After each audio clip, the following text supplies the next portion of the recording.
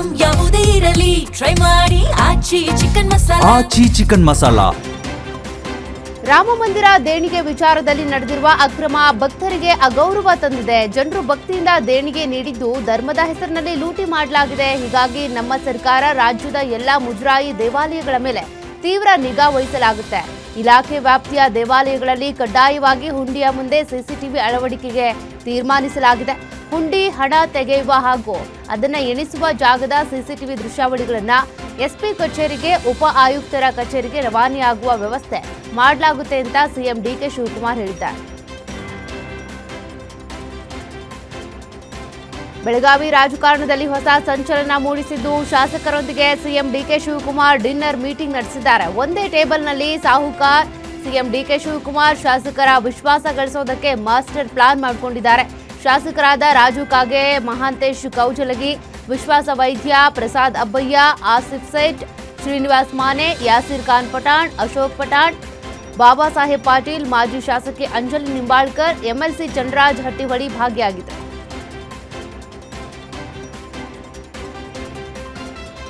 ಸಚಿವ ಸಂಪುಟ ವಿಸ್ತರಣೆ ವಿಚಾರವಾಗಿ ವಿಜಯಪುರದಲ್ಲಿ ಸಂಸದ ಗೋವಿಂದ ಕಾರಜೋಳ ಪ್ರತಿಕ್ರಿಯೆ ಕೊಟ್ಟಿದ್ದಾರೆ. 60ರಿಂದ 65ರಷ್ಟು ಎಂಎಲ್ಎಗಳು ನಾವು ಮಂತ್ರಿ ಆಗಬೇಕು ಅಂತ ಲಾಬಿ ಮಾಡ್ತಿದ್ದಾರೆ. ಹೀಗೆ ಲಾಬಿ ಮಾಡಿದ್ರೆ ಸರ್ಕಾರಕ್ಕೆ ಕಂಟಕ ಬರುತ್ತೆ ಎಂಬ ಕಾರಣಕ್ಕೆ ಮುಂದೂಡಲಾಗ್ತಾ ಇದೆ. ಆಷಾಢ ಮಾಸ, ಅಧಿಕ ಮಾಸ ಅಂತೇಳಿ ನೆಪ ಹೇಳಿಕೊಂಡು ಮುಂದೂಡ್ತಿದ್ದಾರೆ ಅಂತ ಹೇಳಿದ್ದಾರೆ. ನಗರದಲ್ಲಿ ಫುಟ್ಪಾತ್ ಒತ್ತುವರಿ ತೆರವಿಗೆ ಬೀದಿ ಬದಿ ವ್ಯಾಪಾರಿಗಳು ಪ್ರತಿಭಟನೆ ಮಾಡಿ ಆಕ್ರೋಶ ವ್ಯಕ್ತಪಡಿಸಿದರು. ಸಚಿವ ಕೃಷ್ಣ ಬೈರೇಗೌಡ ಬೀದಿ ಬದಿ ವ್ಯಾಪಾರಿಗಳು ಸಂಘಟನೆಗಳ ಜೊತೆ ಮಹತ್ವದ ಸಭೆ ನಡೆಸಿದ್ರು. ಸಭೆಯ ಬಳಿಕ ಮಾತನಾಡಿದ ಅವರು, ಪಾದಚಾರಿ ಮಾರ್ಗದಲ್ಲಿ ನಿಲ್ಲಿಸಿದ ವಾಹನ ಟೋಯಿಂಗ್ ಬಗ್ಗೆ ಇವತ್ತು ಸಭೆ ಮಾಡ್ತೀವಿ ಅಂತ ಹೇಳಿದ್ದಾರೆ. ಸುಪ್ರೀಂ ಕೋರ್ಟ್ ಆದೇಶದಂತೆ ಒತ್ತುವರಿ ತೆರವು ಮಾಡ್ತಾ ಇದ್ದು ಅದು ಮುಂದುವರಿಯಲಿದೆ ಅಂತ ತಿಳಿಸಿದ್ದಾರೆ.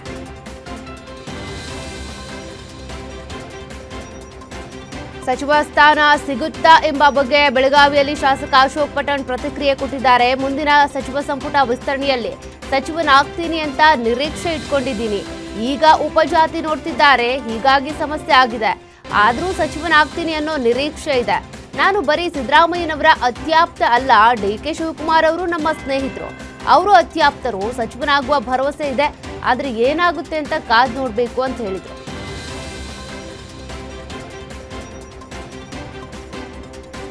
ವಿಶ್ವವಿಖ್ಯಾತ ಮೈಸೂರು ದಸರಾದಲ್ಲಿ ಕಂಬಳ ಆಚರಣೆಗೆ ವಿರೋಧ ವ್ಯಕ್ತವಾಗಿದೆ. ಕಂಬಳ ದಕ್ಷಿಣ ಕನ್ನಡ ಭಾಗದ ಕ್ರೀಡೆ, ಅದು ಅಲ್ಲೇ ನಡೀಲಿ. ಮೈಸೂರು ದಸರಾಗೂ ಕಂಬಳಾಗೂ ಏನ್ ಸಂಬಂಧ? ವಿಜಯನಗರ ದಸರಾ ಕಾಲದಿಂದಲೂ ಕಂಬಳ ನಡೆದಿಲ್ಲ. ಈಗ್ಯಾಕೆ ಕಂಬಳಕ್ಕೆ ಸುಮಾರು 10 ಕೋಟಿ ಬೇಕು? ಇನ್ನೂ ಚೆನ್ನಾಗಿ ದಸರಾ ಮಾಡ್ಲಿ. ಕಂಬಳ ನಿಲ್ಲಿಸದಿದ್ರೆ ಉಗ್ರ ಹೋರಾಟ ಮಾಡ್ತೀವಿ ಅಂತ ರಾಜವಂಶಸ್ಥರು, ಇತಿಹಾಸ ತಜ್ಞರು, ಪರಿಸರವಾದಿಗಳು ಎಚ್ಚರಿಕೆ ಕೊಟ್ಟಿದ್ದಾರೆ.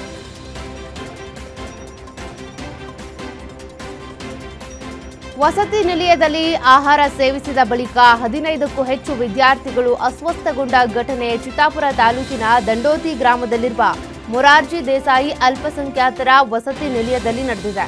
ವಸತಿ ನಿಲಯದ 6ರಿಂದ 10ನೇ ತರಗತಿ ವಿದ್ಯಾರ್ಥಿಗಳು ಅನ್ನ ಸಾಂಬಾರ್ ಸೇವಿಸಿದ ಕೆಲವೇ ಹೊತ್ತಿನಲ್ಲಿ ವಾಂತಿ ಹಾಗೂ ಅಸ್ವಸ್ಥತೆಯಿಂದ ಬಳಲೋದಕ್ಕೆ ಆರಂಭಿಸಿದ್ರು. ತಕ್ಷಣವೇ ಅವರನ್ನ ಸ್ಥಳೀಯ ಆಸ್ಪತ್ರೆಗೆ ದಾಖಲಿಸಿ ಚಿಕಿತ್ಸೆ ನೀಡಲಾಗಿದೆ. ವಿದ್ಯಾರ್ಥಿಗಳ ಆರೋಗ್ಯ ಸ್ಥಿತಿ ಸ್ಥಿರವಾಗಿದೆ ಅಂತ ತಿಳಿದುಬಂದಿದೆ. ಬಿಡದಿ ಟೌನ್ಶಿಪ್ ಯೋಜನೆ ವಿರುದ್ಧ ಬಿಡದಿ ಭಾಗದ ರೈತರ ಹೋರಾಟ ಮುಂದುವರೆದಿದೆ. ಬೆಂಗಳೂರು ದಕ್ಷಿಣ ಜಿಲ್ಲೆ ರಾಮನಗರ ತಾಲೂಕಿನ ಬೈರಮಂಗಲದಲ್ಲಿ ರೈತರು ಪ್ರತಿಭಟನೆ ನಡೆಸ್ತಾ ಇದ್ದು ರಕ್ತ ಕೊಟ್ಟು ಸರ್ಕಾರಕ್ಕೆ ಎಚ್ಚರಿಕೆ ಕೊಟ್ಟಿದ್ದಾರೆ. ಸಿರಿಂಜ್ ಮೂಲಕ ರಕ್ತ ತೆಗೆದು ಬ್ಯಾನರ್ ಮೇಲೆ ಅಂಟಿಸಿ ರಕ್ತ ಕೊಟ್ಟೆವು ಆದರೆ ಭೂಮಿ ಕೊಡೆವು ಅಂತ ರೈತರು ಹೋರಾಟ ಮಾಡಿದರು. ಪ್ರೀತಿಯನ್ನ ನಿರಾಕರಿಸಿದ್ದಕ್ಕೆ ಪ್ರಿಯತಮೆಗೆ ಚಾಕು ಇರಿದ ಬಳಿಕ ಪ್ರಿಯಕರ ಸಹ ಚಾಕು ಇರಿದುಕೊಂಡು ಆತ್ಮಹತ್ಯೆಗೆ ಯತ್ನಿಸಿರುವ ಘಟನೆ ವರ್ತೂರು ಪೊಲೀಸ್ ಠಾಣಾ ವ್ಯಾಪ್ತಿಯಲ್ಲಿ ನಡೆದಿದೆ. ನಂದಿ ನಿದಾಸ್ ಚಾಕು ಇರಿತಕ್ಕೆ ಒಳಗಾದ ಯುವತಿ ಬಂದೆ ನವಾಜ್ ಪ್ರಿಯತಮೆಯನ್ನ ಚಾಕು ಇರಿದು ಆತ್ಮಹತ್ಯೆಗೆ ಯತ್ನಿಸಿದ ಆರೋಪಿ. ಘಟನೆ ಸಂಬಂಧ ಯುವತಿ, ಆರೋಪಿ ಪ್ರತ್ಯೇಕ ಆಸ್ಪತ್ರೆಗಳಲ್ಲಿ ಚಿಕಿತ್ಸೆ ಪಡೆದಿದ್ದಾರೆ.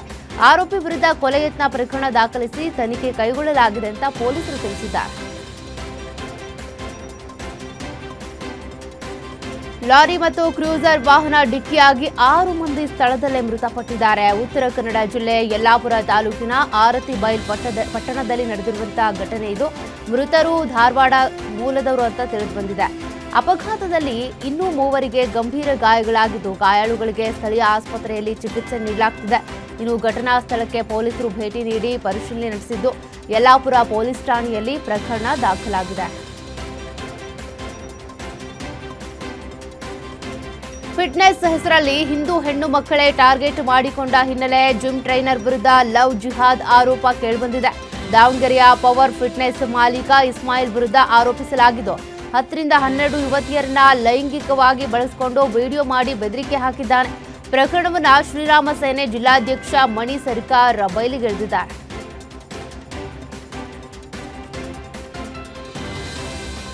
ಕಲಬುರಗಿ ನಗರದಲ್ಲಿ ತಡರಾತ್ರಿ ಲಘು ಭೂಕಂಪನ ಸಂಭವಿಸಿದ್ದು ನಸುಕಿನ ಜಾವ 1:30 ಸುಮಾರಿಗೆ ಸುಮಾರು 4 ರಿಂದ 5 ಸೆಕೆಂಡುಗಳ ಕಾಲ ಭೂಮಿ ಕಂಪಿಸಿದ ಅನುಭವ ಆಗಿದೆ. ಹರಿಕೃಷ್ಣ ನಗರ, ಮಹಾವೀರ ನಗರ ಸೇರಿದಂತೆ ನಗರದ ವಿವಿಧೆಡೆ ಜನ ಭಯಭೀತರಾಗಿ ಮನೆಯಿಂದ ಹೊರ ಓಡಿದ್ದಾರೆ. ಇನ್ನು ಮನೆಗಳಲ್ಲಿನ ಕಿಟಕಿ ಸೇರಿದಂತೆ ಹಲವು ವಸ್ತುಗಳು ಗಡಗಡ ಅಂತ ನಡುಗಿರುವ ಅನುಭವ ಆಗಿದೆ. ಸಿಲಿಕಾನ್ ಸಿಟಿ ಬೆಂಗಳೂರಿನಲ್ಲಿ ಮತ್ತೆ ಚಿರತೆ ಪ್ರತ್ಯಕ್ಷವಾಗಿದ್ದು ಸ್ಥಳೀಯ ನಿವಾಸಿಗಳಲ್ಲಿ ತೀವ್ರ ಆತಂಕ ಸೃಷ್ಟಿಸಿದೆ. ಮಾಗಡಿ ಮುಖ್ಯ ರಸ್ತೆಯ ಬ್ಯಾಡ್ರಹಳ್ಳಿ ಹಾಗೂ ಭಾರತ್ ನಗರದ ಸುತ್ತಮುತ್ತ ಚಿರತೆ ಕಾಣಿಸಿಕೊಂಡಿದ್ದು ಮನೆಗಳ ಸಮೀಪವೇ ಚಿರತೆ ಓಡಾಡಿರುವ ದೃಶ್ಯ ಸಿಸಿಟಿವಿ ಕ್ಯಾಮೆರಾದಲ್ಲಿ ಸೆರೆಯಾಗಿದೆ. ಸದ್ಯ ಅರಣ್ಯ ಇಲಾಖೆ ಅಧಿಕಾರಿಗಳು ಸ್ಥಳಕ್ಕೆ ಧಾವಿಸಿ ಕಾರ್ಯಾಚರಣೆ ನಡೆಸುತ್ತಿದ್ದಾರೆ. ನಂದಿಬೆಟ್ಟ ರಸ್ತೆಯ ಪ್ರೆಸ್ಟೀಜ್ ಗಾಲ್ಫ್ ಶೈರ್ನಲ್ಲಿ ಮಧ್ಯರಾತ್ರಿ ಕರಡಿಗಳು ಓಡಾಡಿವೆ. ಕರಡಿಗಳ ಓಡಾಟದ ದೃಶ್ಯ ಸಿಸಿ ಕ್ಯಾಮೆರಾದಲ್ಲಿ ಸೆರೆಯಾಗಿದ್ದು 2 ದೊಡ್ಡ ಕರಡಿಗಳು ಮಧ್ಯರಾತ್ರಿ ಗಾರ್ಡನ್ ಏರಿಯಾದಲ್ಲಿ ಓಡಾಡಿವೆ. ನಂದಿಬೆಟ್ಟದ ಕಡೆಯಿಂದ ಆಹಾರ ಅರಸಿ ಕರಡಿಗಳು ಬಂದಿರುವ ಶಂಕೆ ಇದ್ದು ಕರಡಿಗಳ ಓಡಾಟದ ದೃಶ್ಯ ಸಮೇತ ಸ್ಥಳೀಯರು ಅರಣ್ಯ ಇಲಾಖೆ ಅಧಿಕಾರಿಗಳಿಗೆ ದೂರು ಕೊಟ್ಟಿದ್ದಾರೆ. ಇನ್ನು ಕರಡಿಗಳ ಓಡಾಟದಿಂದ ಅಕ್ಕಪಕ್ಕದ ಗ್ರಾಮಸ್ಥರಲ್ಲಿ ಆತಂಕ ಎದುರಾಗಿದ್ದು ಮುಂಜಾಗ್ರತಾ ಕ್ರಮ ಕೈಗೊಳ್ಳಿ ಅಂತ ಸ್ಥಳೀಯರು ಒತ್ತಾಯಿಸಿದ್ದಾರೆ. ಮೋಡ ಬಿತ್ತನೆ ವಿಚಾರವನ್ನ 10ಕ್ಕೂ ಹೆಚ್ಚು ಶಾಸಕರು ಪ್ರಸ್ತಾಪಿಸಿದ್ದು ಇತ್ತೀಚೆಗೆ ಕೆಲವು ಶಾಸಕರು ತಾವೇ ಹಣ ಹಾಕಿ ಈ ಪ್ರಯೋಗ ಮಾಡಿದ್ದು ಇದು ಯಶಸ್ವಿಯಾಗಿದೆ ಅಂತ ಸಿಎಂ ಡಿಕೆ ಶಿವಕುಮಾರ್ ತಿಳಿಸಿದ್ದಾರೆ. ಈ ಬಗ್ಗೆ ವರದಿ ತರಿಸಿಕೊಂಡು ಬೆಂಗಳೂರಿನಲ್ಲಿ ಸಭೆ ನಡೆಸಿ ತೀರ್ಮಾನಿಸಲಾಗುತ್ತೆ ಅಂತ ಕೂಡ ಹೇಳಿದ್ದಾರೆ.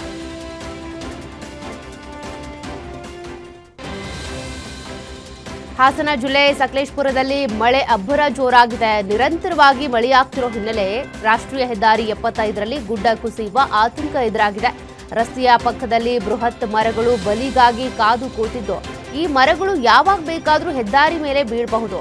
ಹೀಗೆ ಮಳೆ ಮುಂದುವರೆದರೆ ವಾಹನ ಸಂಚಾರಕ್ಕೂ ಕಷ್ಟವಾಗಲಿದೆ. ಧಾರವಾಡದಲ್ಲಿ ಕಲ್ಲಿನ ಕೈಗಾರಿಕಾ ಪ್ರದೇಶದ ಬಳಿ ಇರುವ ಪ್ರಸಿದ್ಧ ಅಲ್ಟ್ರಾಟೆಕ್ ಸಿಮೆಂಟ್ ಕಂಪನಿಯಲ್ಲಿ ಭೀಕರ ಅಪಘಾತವೊಂದು ಸಂಭವಿಸಿದೆ.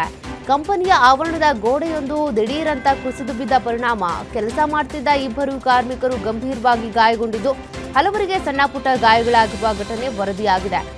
ಗರಗ ಠಾಣೆಯ ಪೊಲೀಸರು ಪ್ರಕರಣ ದಾಖಲು ಮಾಡಿಕೊಂಡು ತನಿಖೆ ಮುಂದುವರೆಸಿದ್ದಾರೆ. ಕಾಫಿ ನಾಡು ಚಿಕ್ಕಮಗಳೂರಿನಲ್ಲಿ ಕಳೆದ ಕೆಲ ದಿನಗಳಿಂದ ಬಿಟ್ಟು ಬಿಡದೆ ಮಳೆ ಸುರಿತಾ ಇದೆ. ಚಿಕ್ಕಮಗಳೂರು ಜಿಲ್ಲೆಗೆ ಮುಂಗಾರು ತಡವಾಗಿ ಎಂಟ್ರಿ ಕೊಟ್ಟಿದ್ದು ಮಳೆ ವಿಳಂಬವಾಗಿ ರೈತಾಪಿ ವರ್ಗ ಉಳುಮೆ ಮಾಡೋದಕ್ಕೆ ನಿಂತಿದೆ. ಕಳಸದ ಹುಯಿಗೇರಿ ಭಾಗದಲ್ಲಿ ರೈತರು ಬಿತ್ತನೆಗೆ ಮುಂದಾಗಿದ್ದಾರೆ.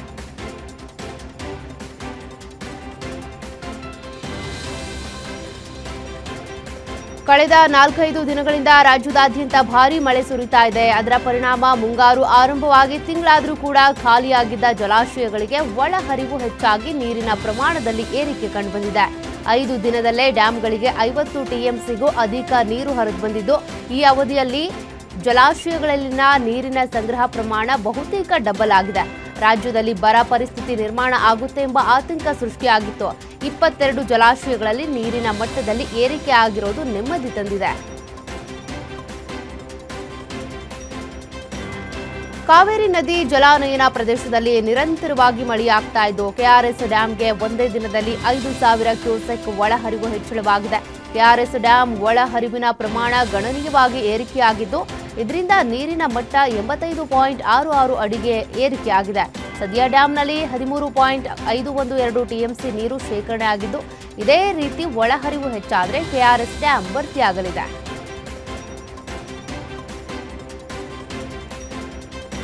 ಕಾಫಿನಾಡು ಚಿಕ್ಕಮಗಳೂರಿನಲ್ಲಿ ವರುಣ ಅಬ್ಬರಿಸಿ ಬೊಬ್ಬಿರಿತಾ ಇದ್ದಾನೆ. ತರೀಕೆರೆ ತಾಲೂಕಿನಲ್ಲಿರುವ ಹೆಬ್ಬೆ ಫಾಲ್ಸ್ ಧುಮ್ಮಿಕ್ಕಿ ಹರಿತಾ ಇದೆ. ಹೆಬ್ಬೆ ಜಲಪಾತದಲ್ಲಿ ಸುಮಾರು 100 ಅಡಿಗೂ ಎತ್ತರದಿಂದ ನೀರು ಧುಮ್ಮಿಕ್ಕುತ್ತೆ. ಹಾಲ್ ನೊರೆಯಂತೆ ಧುಮ್ಮಿಕ್ಕುತ್ತಿರುವ ಫಾಲ್ಸ್ನ ಜಲವೈಭವ ನೋಡೋಕೆ ಪ್ರವಾಸಿಗರ ದಂಡೆ ಹರಿದು ಬರ್ತಾ ಇದೆ. ಈ ಜಲಪಾತವನ್ನ ಸ್ಥಳೀಯರು ಪ್ರವಾಸಿಗರು ಮಿನಿ ಜೋಗ ಅಂತಾನೆ ಕರೀತಾರೆ.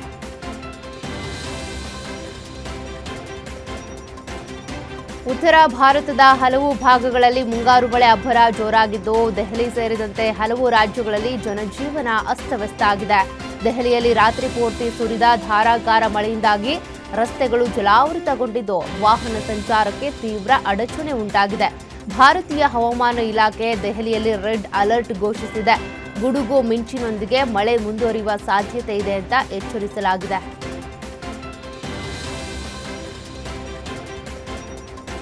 ಮಹಾರಾಷ್ಟ್ರದಲ್ಲಿ ನದಿಯಲ್ಲಿ ಸಾವಿರಾರು ಸಿಲಿಂಡರ್ಗಳು ತೇಲಿ ಬರ್ತಾ ಇದ್ವು. ಮಹಾರಾಷ್ಟ್ರದ ರಾಯಗಢ ಜಿಲ್ಲೆಯಲ್ಲಿ ಸುರಿಯುತ್ತಿರುವ ಭಾರೀ ಮಳೆಯ ನಡುವೆ ಆಘಾತಕಾರಿ ವಿಡಿಯೋವೊಂದು ವೈರಲ್ ಆಗಿದೆ. ರಾಯಗಢದ ಎಚ್ಪಿಸಿಎಲ್ ಪಾತಳಂಗ ಎಲ್ಪಿಜಿ ಬಾಟ್ಲಿಂಗ್ ಪ್ಲಾಂಟ್ಗೆ ಪ್ರವಾಹದ ನೀರು ನುಗ್ಗಿದ ಪರಿಣಾಮದಿಂದ ಸುಮಾರು 3,000 ಎಲ್ಪಿಜಿ ಗ್ಯಾಸ್ ಸಿಲಿಂಡರ್ಗಳು ನದಿಯ ಪ್ರವಾಹದಲ್ಲಿ ಕೊಚ್ಚಿಕೊಂಡು ಬಂದಿವೆ. ನದಿಯ ಕೆಳಭಾಗದ ಪ್ರದೇಶಗಳಲ್ಲಿ ಸಿಲಿಂಡರ್ಗಳು ಕಂಡುಬಂದರೆ ಸಾರ್ವಜನಿಕರು ಅವುಗಳನ್ನು ಮುಟ್ಟಬಾರದು ಅಂತ ಜಿಲ್ಲಾಡಳಿತ ಕಟ್ಟುನಿಟ್ಟಿನ ಎಚ್ಚರಿಕೆ ಕೊಟ್ಟಿದೆ.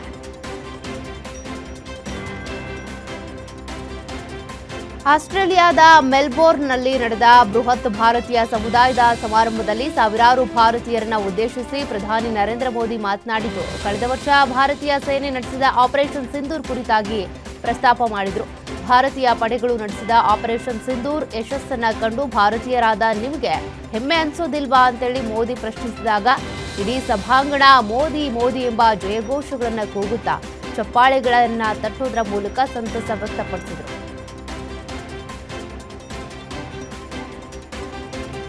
ಭಾರತದ ಪರಮಾಣು ವಿದ್ಯುತ್ ಸ್ಥಾವರಗಳಿಗೆ ಅಗತ್ಯವಿರುವ ಯುರೇನಿಯಂ ರಫ್ತು ಒಪ್ಪಂದವು ಆಸ್ಟ್ರೇಲಿಯಾ ಪ್ರವಾಸದಲ್ಲಿ ಅಂತಿಮಗೊಳ್ಳುವ ಸಾಧ್ಯತೆ ಇದೆ. 2014ರಲ್ಲೇ ಉಭಯ ದೇಶಗಳ ನಡುವೆ ಪರಮಾಣು ಒಪ್ಪಂದ ಆಗಿದ್ರೂ ಕೂಡ ಕಟ್ಟುನಿಟ್ಟಿನ ನಿಯಮಗಳಿಂದಾಗಿ ರಫ್ತು ಸೀಮಿತ ಆಗಿತ್ತು. ಈಗ ಇಂಧನ ಉತ್ಪಾದನೆಯಂತಹ ಶಾಂತಿಯುತ ಉದ್ದೇಶಗಳಿಗಾಗಿ ಆಸ್ಟ್ರೇಲಿಯಾ ಭಾರತಕ್ಕೆ ಯುರೇನಿಯಂ ನೀಡೋದಕ್ಕೆ ಒಲವು ತೋರಿದೆ.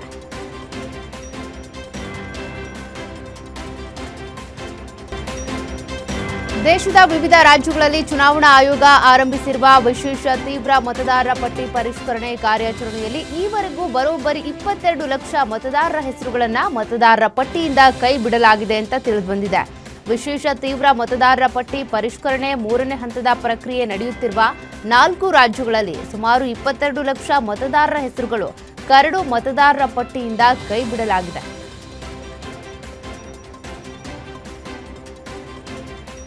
ಪಶ್ಚಿಮ ಬಂಗಾಳದಲ್ಲಿ ಮಮತಾ ಬ್ಯಾನರ್ಜಿಗೆ ಮತ್ತೊಂದು ದೊಡ್ಡ ಹೊಡೆತ ಬಿದ್ದಿದೆ. ತೃಣಮೂಲ ಕಾಂಗ್ರೆಸ್ನ 3 ಮಾಜಿ ರಾಜ್ಯಸಭಾ ಸಂಸದರು ಬಿಜೆಪಿ ಸೇರ್ಪಡೆ ಆಗಿದ್ದಾರೆ. ಹಿರಿಯ ಬಿಜೆಪಿ ನಾಯಕ ಮತ್ತು ಬಂಗಾಳ ಬಿಜೆಪಿ ಅಧ್ಯಕ್ಷ ಶ್ರಮಿಕ್ ಭಟ್ಟಾಚಾರ್ಯ ಅವರು ಸುಖೇಂದು ಶೇಖರ್ ರೇ, ಸುಷ್ಮಿತ್ ದೇವ್ ಮತ್ತು ಪ್ರಕಾಶ್ ಚಿಕ್ ಬರೈಕ್ 3ರನ್ನ ಬಿಜೆಪಿಗೆ ಬರಮಾಡಿಕೊಳ್ಳಲಾಯಿತು. ಇದು ನಿಜಕ್ಕೂ ಬಹಳ ಸಂತೋಷದ ವಿಷಯ ಅಂತ ಪ್ರಮುಖ ನಾಯಕರು ಇಂದು ಭಾರತೀಯ ಜನತಾ ಪಕ್ಷದ ಮೇಲೆ ನಂಬಿಕೆ ಇಟ್ಟಿದ್ದಾರೆ ಅಂತ ಅಂದ್ರೆ ಅದು ಸಂತಸದ ವಿಚಾರ ಅಂತ ಬಿಜೆಪಿ ನಾಯಕರು ಖುಷಿ ವ್ಯಕ್ತಪಡಿಸಿದ್ದಾರೆ. ಭಾರೀ ಸಂಚಲನ ಸೃಷ್ಟಿ ಮಾಡಿದ್ದ ಕಾಕ್ರೋಚ್ ಜನತಾ ಪಕ್ಷ ನೀಟ್ ಅಕ್ರಮ ಖಂಡಿಸಿ ಜಂತರ್ ಮಂತರ್ನಲ್ಲಿ ನಡೆಸ್ತಾ ಇರುವಂತಹ ಪ್ರತಿಭಟನೆ 21ನೇ ದಿನಕ್ಕೆ ಕಾಲಿಟ್ಟಿದೆ. ಈ ಮಧ್ಯೆ ಮಳೆಗಾಲದ ಅಧಿವೇಶನದ ಮೊದಲ ದಿನವಾದ ಜುಲೈ 20ರಂದು ಸಂಸತ್ ಚಲೋ ನಡೆಸುವುದಾಗಿ ಘೋಷಿಸಿದೆ. ಜೂನ್ 28ರಿಂದ ಅನಿರ್ದಿಷ್ಟಾವಧಿ ಉಪವಾಸ ಮುಷ್ಕರ ನಡೆಸ್ತಾ ಇರುವ ಶಿಕ್ಷಣ ತಜ್ಞ ಮತ್ತು ಹವಾಮಾನ ಕಾರ್ಯಕರ್ತ ಸೋನಂ ವಾಂಗ್ಚುಕ್ ಅವರೊಂದಿಗೆ ಜುಲೈ 20ರಂದು ಜಂತರ್ ಮಂತರ್ನಿಂದ ಸಂಸತ್ತಿನವರೆಗೆ ಪ್ರತಿಭಟನಾ ಮೆರವಣಿಗೆ ನಡೆಸುವುದಾಗಿ ಸಿಜೆಪಿ ತಿಳಿಸಿದೆ.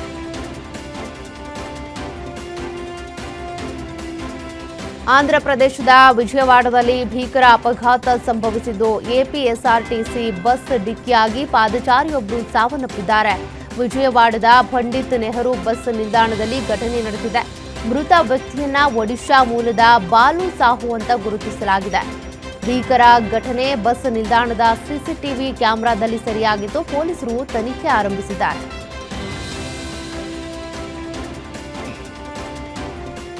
ಉತ್ತರ ಪ್ರದೇಶದ ನೋಯ್ಡಾದ ಜೆವರ್ ಪ್ರದೇಶದಲ್ಲಿ ರಸ್ತೆ ಬದಿಯಲ್ಲಿ ನಡೆದುಕೊಂಡು ಹೋಗ್ತಾ ಇದ್ದ ಬಿಹಾರ ಮೂಲದ 3 ಕಾರ್ಮಿಕರಿಗೆ ಸ್ಕಾರ್ಪಿಯೋ ಕಾರು ಡಿಕ್ಕಿ ಹೊಡೆದಿದ್ದು ಭೀಕರ ಅಪಘಾತದಲ್ಲಿ 3 ಮೃತಪಟ್ಟಿದ್ದಾರೆ.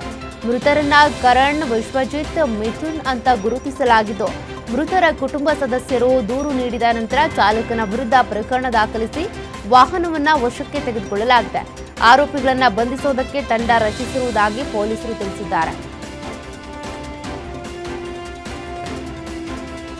ಜಮ್ಮು ಕಾಶ್ಮೀರದ ಪ್ರಸಿದ್ಧ ಅಮರನಾಥ ಗುಹೆಯಲ್ಲಿರುವ ಸ್ವಯಂಭೂ ಹಿಮಲಿಂಗ ಈ ವರ್ಷ ಯಾತ್ರಿಕರಲ್ಲಿ ನಿರಾಸೆ ಮೂಡಿಸಿದೆ. ಸಾಮಾನ್ಯವಾಗಿ ಶ್ರಾವಣ ಮಾಸದ ಬಹುಭಾಗದಲ್ಲಿ ಭಕ್ತರಿಗೆ ದರ್ಶನ ನೀಡುವ ಹಿಮಲಿಂಗ ಈ ಬಾರಿ ಯಾತ್ರೆ ಆರಂಭವಾದ 5 ದಿನಗಳಲ್ಲೇ ಬಹುತೇಕ ಕರಗಿರೋದು ಭಕ್ತರಲ್ಲಿ ಆತಂಕ ಉಂಟು ಮಾಡಿದೆ. ತಜ್ಞರು ಇದಕ್ಕೆ ಹೆಚ್ಚುತ್ತಿರುವ ತಾಪಮಾನ, ಹವಾಮಾನ ವೈಪರೀತ್ಯ ಹಾಗೂ ಹವಾಮಾನ ಬದಲಾವಣೆಯ ಪರಿಣಾಮವೇ ಪ್ರಮುಖ ಕಾರಣ ಆಗಿರಬಹುದು ಅಂತ ಅಭಿಪ್ರಾಯ ವ್ಯಕ್ತಪಡಿಸಿದ್ದಾರೆ. ಮಹಾರಾಷ್ಟ್ರದಲ್ಲಿ ಶಿವಸೇನಾ ಕಾರ್ಪೊರೇಟರ್ ರಾಕೇಶ್ ಮಹಾತ್ರೆ ಅವರಿಂದ ಹಲ್ಲೆಗೊಳಗಾದ ಮಹಿಳಾ ವೈದ್ಯೊಬ್ಬರು ರಾಜೀನಾಮೆ ನೀಡಿದ್ದಾರೆ. ತುಂಬಾ ಭಯ ಇರೋದ್ರಿಂದ ರಾಜೀನಾಮೆ ನೀಡಿದ್ದೇನೆ. ಗೂಂಡಾಗಳು ನಮ್ಮನ್ನ ನೋಡ್ತಾ ಇದ್ದಾರೆ. ನಾನು ಈಗಾಗಲೇ ನಗರವನ್ನ ತೊರೆದಿದ್ದೇನೆ. ಅವರು ತುಂಬಾ ಅಪಾಯಕಾರಿ ಜನರು. ಇತರೆ ವೈದ್ಯರು ಅಲ್ಲಿ ಕೆಲಸ ಮಾಡೋದನ್ನ ಮುಂದುವರಿಸಬಹುದು, ಆದ್ರೆ ನನಗೆ ಸಾಧ್ಯ ಇಲ್ಲ. ನಾನು ಮತ್ತೆ ಅಲ್ಲಿಗೆ ಹಿಂತಿರುಗೋದಿಲ್ಲ ಅಂತ ವೈದ್ಯೆ ಸಾಲುಂಕೆ ತಿಳಿಸಿದ್ದಾರೆ. ಪಾಕ್ ಆಕ್ರಮಿತ ಕಾಶ್ಮೀರದಲ್ಲಿ ಕಳೆದ ಕೆಲವು ದಿನಗಳಿಂದ ನಡೆಯುತ್ತಿರುವ ತೀವ್ರ ಪ್ರತಿಭಟನೆ ಈಗ ಅತ್ಯಂತ ಉಗ್ರ ಸ್ವರೂಪವನ್ನೇ ಪಡ್ಕೊಂಡಿದೆ. ಪ್ರತಿಭಟನೆಯ ನೇತೃತ್ವ ವಹಿಸಿದ್ದ ನಾಯಕರು ಪಾಕಿಸ್ತಾನ ಸರ್ಕಾರದ ಜೊತೆಗಿನ ಮಾತುಕತೆ ಸಂಪೂರ್ಣ ವಿಫಲ ಆಗಿದೆ ಅಂತ ಘೋಷಿಸಿದ್ದಾರೆ. ಸರ್ಕಾರಕ್ಕೆ ಶಾಂತಿ ಬೇಡ, ಪಾಕಿಸ್ತಾನಕ್ಕೆ ರಕ್ತಪಾತವೇ ಬೇಕಾಗಿದೆ ಅಂತ ಗಂಭೀರ ಆರೋಪ ಮಾಡಿದ್ದಾರೆ. ಅಲ್ಲದೆ ಮುಂಬರುವ ದಿನಗಳಲ್ಲಿ ಇಡೀ ದೇಶದಾದ್ಯಂತ ಬೃಹತ್ ಪ್ರತಿಭಟನೆಗಳನ್ನು ನಡೆಸುವುದಾಗಿ ಎಚ್ಚರಿಕೆಯನ್ನು ಕೊಟ್ಟಿದ್ದಾರೆ.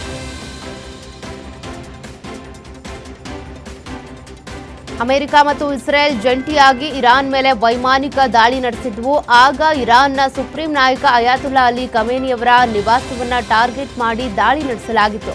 ಖಮೇನಿಯ ಹತ್ಯೆಯಾದರೆ ಇರಾನ್ ಮತ್ತೆ ಯುದ್ಧ ಮುಂದುವರಿಸುವ ಧೈರ್ಯ ಮಾಡೋದಿಲ್ಲ ಅನ್ನೋದು ಟ್ರಂಪ್, ನೆತನ್ಯಾಹು ಅವರ ಅಭಿಪ್ರಾಯ ಆಗಿತ್ತು. ಇದೀಗ ಮತ್ತೆ ಅಮೆರಿಕ ಇರಾನ್ ಮೇಲೆ ದಾಳಿಯನ್ನ ಆರಂಭಿಸಿದ ಬೆನ್ನಲ್ಲೇ ಇರಾನ್ ಮೊದಲ ಬಾರಿಗೆ ಖಮೇನಿಯವರ ಮನೆಯ ಮೇಲಿನ ದಾಳಿಯ ಮೊದಲ ವಿಡಿಯೋವನ್ನ ಬಿಡುಗಡೆ ಮಾಡಿದ್ದಾರೆ.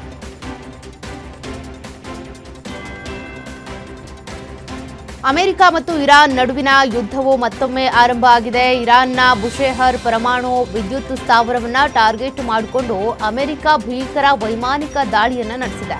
ಬುಷೆಹರ್ ನಗರದಲ್ಲಿರುವಂತಹ ಇರಾನ್ನ ಏಕೈಕ ಸಕ್ರಿಯ ಪರಮಾಣು ವಿದ್ಯುತ್ ಸ್ಥಾವರದ ಬಳಿ ಅಮೆರಿಕದ ಪಡೆಗಳು ವೈಮಾನಿಕ ದಾಳಿ ನಡೆಸಿವೆ.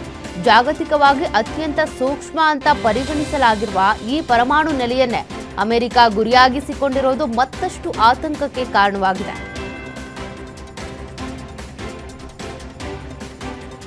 ಇತ್ತೀಚಿನ ಅಮೆರಿಕದ ಭೀಕರ ವಾಯು ದಾಳಿಗೆ ಸಂಬಂಧಿಸಿದಂತೆ ಇರಾನ್ನ ಅಧಿಕೃತ ರಾಜ್ಯ ದೂರದರ್ಶನವು ದೊಡ್ಡ ಸುದ್ದಿಯೊಂದನ್ನು ಪ್ರಕಟಿಸಿದೆ.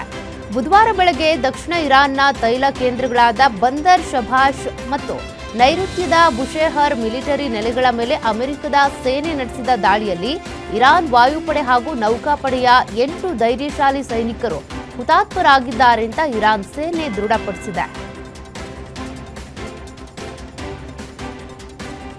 ಕಳೆದೆರಡು ದಿನಗಳಲ್ಲಿ ಇರಾನ್ನಲ್ಲಿ ಅಮೆರಿಕ ನಡೆಸಿದ ವೈಮಾನಿಕ ದಾಳಿಯಲ್ಲಿ ಕನಿಷ್ಠ 14 ಜನರು ಸಾವಿಗೀಡಾಗಿದ್ದು 78 ಜನ ಗಾಯಗೊಂಡಿದ್ದಾರೆ ಅಂತ ಇರಾನ್ನ ಆರೋಗ್ಯ ಸಚಿವಾಲಯ ತಿಳಿಸಿದೆ. ಆರೋಗ್ಯ ಸಚಿವಾಲಯದ ವಕ್ತಾರ ಹೊಸೈನ್ ಕೆರ್ಮನ್ಫೋರ್ ಎಕ್ಸ್ನಲ್ಲಿ ಪೋಸ್ಟ್ ಮಾಡಿದ್ದು ಮಾಹಿತಿಯನ್ನು ಹಂಚಿಕೊಂಡಿದ್ದಾರೆ. ಕದನ ವಿರಾಮ ಒಪ್ಪಂದ ಮುಗಿದಿದೆ ಅಂತ ಅಮೆರಿಕ ಹೇಳಿದ ಬಳಿಕ ಇರಾನ್ ಮೇಲೆ ದಾಳಿಯನ್ನ ನಡೆಸ್ತಾ ಇದ್ದು ಇರಾನ್ ಸರ್ಕಾರ ಹೊರಡಿಸಿದ ಮೊದಲ ಒಟ್ಟಾರೆ ಸಾವು ನೋವಿನ ಅಂಕಿಅಂಶ ಇದಾಗಿದೆ.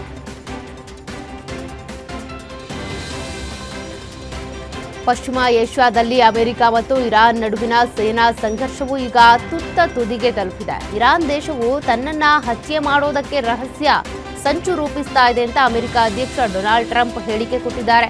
ಟರ್ಕಿಯ ಪತ್ರಕರ್ತರೊಂದಿಗೆ ಮಾತನಾಡಿದ ಟ್ರಂಪ್, ನಾನು ಇರಾನ್ನ ಪ್ರಮುಖ ಮತ್ತು ನಂಬರ್ 1 ಗುರಿಯಾಗಿದ್ದೇನೆ. ಇರಾನ್ ನಾಯಕತ್ವದ ಕೆಲವು ಶಕ್ತಿಗಳು ನನ್ನ ವಿರುದ್ಧ ಸೇಡು ತೀರಿಸಿಕೊಳ್ಳೋದಕ್ಕೆ ಹೊಂಚು ಹಾಕ್ತಾ ಇವೆ ಅಂತ ಗಂಭೀರ ಆರೋಪ ಮಾಡಿದ್ದಾರೆ. ಕಳೆದ ತಿಂಗಳಷ್ಟೇ ಕತಾರ್ ಮಧ್ಯಸ್ಥಿಕೆಯಲ್ಲಿ ಮಾಡಿಕೊಳ್ಳಲಾಗಿದ್ದಂತಹ ಮಧ್ಯಂತರ ಕದನ ವಿರಾಮ ಒಪ್ಪಂದ ಈಗ ಸಂಪೂರ್ಣವಾಗಿ ಮುರಿದು ಬಿದ್ದಿದೆ ಅಂತ ಟ್ರಂಪ್ ಘೋಷಿಸಿದ್ದಾರೆ.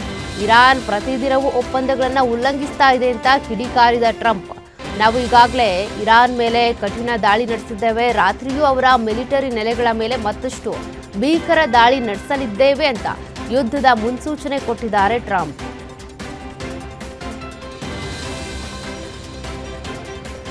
ಜಾಗತಿಕ ಇಂಧನ ಮಾರುಕಟ್ಟೆಯ ಜೀವನಾಡಿಯಾಗಿರುವ ಹಾರ್ಮುಜ್ ಜಲಸಂಧಿಯಲ್ಲಿ ವಾಣಿಜ್ಯ ಹಡಗುಗಳ ಮೇಲೆ ದಾಳಿ ನಡೆದ ಬೆನ್ನಲ್ಲೇ ಅಮೆರಿಕ ಮತ್ತು ಇರಾನ್ ನಡುವಿನ ಸಂಘರ್ಷ ಮತ್ತಷ್ಟು ತಾರಕಕ್ಕೇರಿದೆ.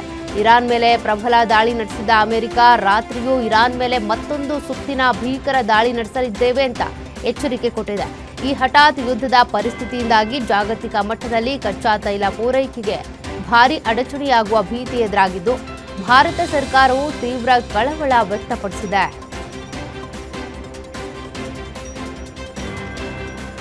ಚೀನಾದ ಜಿನ್ಜಿಯಾಂಗ್ನಲ್ಲಿರುವಂತಹ ಶೂ ಕಾರ್ಖಾನೆಯಲ್ಲಿ ಭಾರೀ ಬೆಂಕಿ ಅವಘಡ ಸಂಭವಿಸಿದ್ದು 28 ಜನ ಸಾವನ್ನಪ್ಪಿದ್ದಾರೆ. ತುರ್ತು ನಿರ್ವಹಣಾ ಸಚಿವಾಲಯವು ಪೂರ್ವ ಚೀನಾದ ಫುಜಿಯಾನ್ ಪ್ರಾಂತ್ಯದ ಜಿನ್ಜಿಯಾಂಗ್ಗೆ ರಕ್ಷಣಾ ಕಾರ್ಯವನ್ನು ಮುಂದುವರೆಸಿವೆ. ಚೀನಾದ ಅಧ್ಯಕ್ಷ ಕ್ಸಿ ಜಿನ್ಪಿಂಗ್ ಶೋಧ ಮತ್ತು ರಕ್ಷಣಾ ಕಾರ್ಯಾಚರಣೆಗಳಲ್ಲಿ ಎಲ್ಲಾ ಪ್ರಯತ್ನಗಳನ್ನು ಮಾಡುವಂತೆ, ಘಟನೆಯ ಕಾರಣವನ್ನು ತನಿಖೆ ಮಾಡಬೇಕು ಅಂತೇಳಿ ಮತ್ತು ಹೊಣೆಗಾರರನ್ನಾಗಿ ಮಾಡೋದಕ್ಕೆ ಅಧಿಕಾರಿಗಳಿಗೆ ಸೂಚಿಸಿದ್ದಾರೆ. ಶ್ರೇಯಸ್ ಅಯ್ಯರ್ ಏಕಾಂಗಿ ಹೋರಾಟದ ಹೊರತಾಗಿಯೂ ಭಾರತ ತಂಡ 4ನೇ ಟಿ20 ಪಂದ್ಯದಲ್ಲಿ ಇಂಗ್ಲೆಂಡ್ ವಿರುದ್ಧ 9 ವಿಕೆಟ್ಗಳ ಮತ್ತೊಂದು ಸೋಲು ಅನುಭವಿಸಿತ್ತು. ಅಯ್ಯರ್ ನಾಯಕತ್ವದಲ್ಲಿ ಟೀಂ ಇಂಡಿಯಾಗೆ ಇದು 5ನೇ ಸೋಲಾಗಿದೆ. ಈ ಆಘಾತಕಾರಿ ಸೋಲಿನಿಂದ ಪ್ರವಾಸಿ ತಂಡ ಸತತ 2ನೇ ಟಿ20 ಸರಣಿಯನ್ನ ಕಳೆದುಕೊಂಡ್ರು. ಆ ಮೂಲಕ ಇನ್ನೂ ಒಂದು ಪಂದ್ಯ ಬಾಕಿ ಇರುವಾಗಲೇ ಟೀಂ ಇಂಡಿಯಾ ಟಿ20ಐ ಸರಣಿಯನ್ನ ಕಳ್ಕೊಂಡಿದೆ.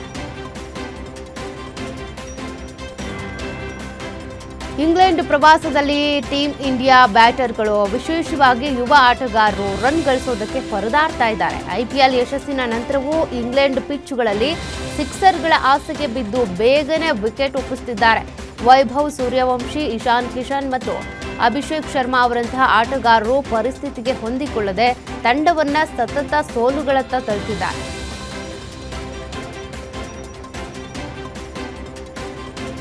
ಭಾರತ ತಂಡದ ವೇಗದ ಬೌಲರ್ ಹರ್ಷಿತ್ ರಾಣಾ ಹಾಗೂ ವರುಣ್ ಚಕ್ರವರ್ತಿ ಸ್ನಾಯು ಸೆಳೆತದ ಗಾಯಕ್ಕೆ ತುತ್ತಾಗಿದ್ದು, ಅವರು ಇಂಗ್ಲೆಂಡ್ ವಿರುದ್ಧದ ಟಿ20ಐ ಸರಣಿಯ 4 ಮತ್ತು 5ನೇ ಪಂದ್ಯಗಳಿಂದ ಹೊರ ನಡೆದಿದ್ದಾರೆ. ಇವರ ಸ್ಥಾನದಲ್ಲಿ ವಾಷಿಂಗ್ಟನ್ ಸುಂದರ್ ಹಾಗೂ ಪ್ರಸಿದ್ಧ ಕೃಷ್ಣ ಆಡ್ತಿದ್ದಾರೆ.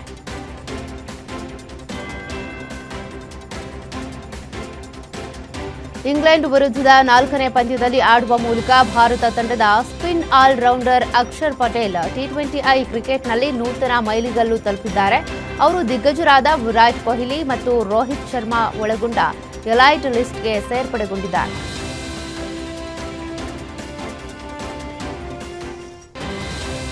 ರಾಕಿಂಗ್ ಸ್ಟಾರ್ ಯಶ್ ನಟನೆಯ ಟಾಕ್ಸಿಕ್ ಬಿಡುಗಡೆಗೆ ಸಜ್ಜಾಗ್ತಾ ಇದೆ.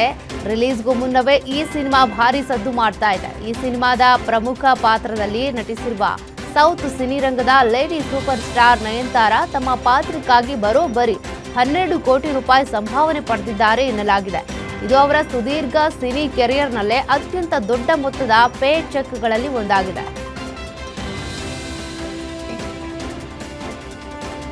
Mega power star Ram Charan ಮತ್ತು ಬಾಲಿವುಡ್ ಬೆಡಗಿ ಜಾನ್ವಿ ಕಪೂರ್ ನಟನೆಯ ಬುಚ್ಚಿ ಬಾಬು ಸನಾ ನಿರ್ದೇಶನದ ಕ್ರೀಡಾ ಆಧಾರಿತ ಆಕ್ಷನ್ ಸಿನಿಮಾ ಪೆದ್ದಿ ಓಟಿಟಿಗೆ ಕಾಲಿಟ್ಟಿದೆ. ಓಟಿಟಿಯಲ್ಲಿ ಬಿಡುಗಡೆಯಾದ ಬೆನ್ನಲ್ಲೇ ಈ ಚಿತ್ರಕ್ಕೆ ಪ್ರೇಕ್ಷಕರಿಂದ ಭರ್ಜರಿ ರೆಸ್ಪಾನ್ಸ್ ಸಿಗ್ತಾ ಇದೆ. ವಿಶೇಷವಾಗಿ ಜಾನ್ವಿ ಕಪೂರ್ ಅವರ ಪಾತ್ರದ ಬಗ್ಗೆ ಸೋಷಿಯಲ್ ಮೀಡಿಯಾದಲ್ಲಿ ಸಕಾರಾತ್ಮಕ ಚರ್ಚೆಗಳು ಶುರುವಾಗಿವೆ.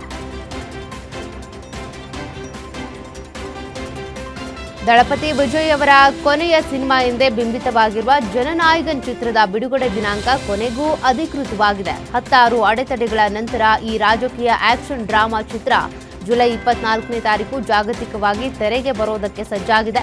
ವಿನೋದ್ ನಿರ್ದೇಶನದ ಮತ್ತು ಕೆವಿಎನ್ ಪ್ರೊಡಕ್ಷನ್ಸ್ ನಿರ್ಮಾಣದ ಈ ಬಿಗ್ ಬಜೆಟ್ ಸಿನಿಮಾ ಅಭಿಮಾನಿಗಳಲ್ಲಿ ಭಾರೀ ಕುತೂಹಲ ಮೂಡಿಸಿದೆ. .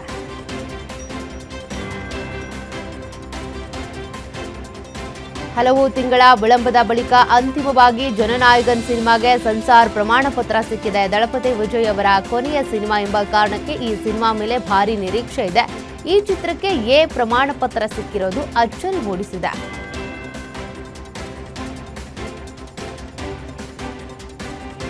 2005ರಲ್ಲಿ ಬಂದಿದ್ದ ಡೇಂಜರ್ ಸಿನಿಮಾ ಮೂಲಕ ಚಿತ್ರರಂಗ ಪ್ರವೇಶಿಸಿದ ನಟಿ ಸ್ವಾತಿ ಇದೀಗ ತೆಲುಗು ನಟಿ ಕಲರ್ಸ್ ಸ್ವಾತಿ ಎರಡನೇ ಮದುವೆಯಾಗಿ ಅಚ್ಚರಿ ಮೂಡಿಸಿದ್ದಾರೆ.